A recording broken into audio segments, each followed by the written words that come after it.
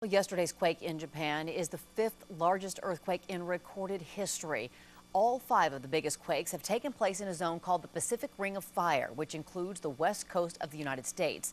It has earned its name because of the frequency of seismic activity along the basin of the Pacific Ocean. KXLY4 Sally Showman spoke with an EWU geology professor about the likelihood of a similar quake happening closer to home. She is live tonight in our news, on our sky deck. Sally? Robyn, what's interesting is the west coast of the United States has the same setup as Japan, geologically speaking, so we could potentially see an earthquake in similar size and destruction right here. Look at that.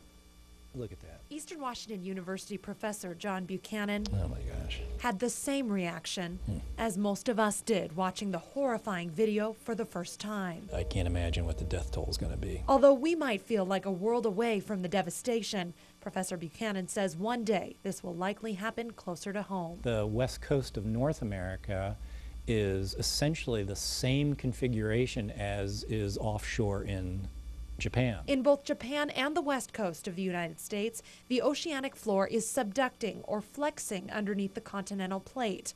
Occasionally, it gets stuck or jammed up. And then all of a sudden it'll break and release that strain, and that's what happened today. And so we could have the exact same type of earthquakes as is occurring in Japan. According to Professor Buchanan, it's been 300 years since the last major quake along the subduction zone off the west coast.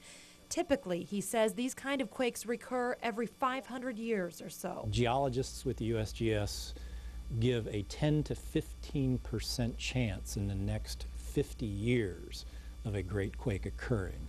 Now that sounds pretty low, but still that's a pretty dramatic probability.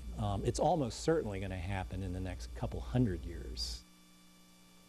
Now, Eastern Washington University has a seismometer on campus. It can record the subtlest vibration in the Earth's crust generated by earthquakes all the way from Japan to Chile.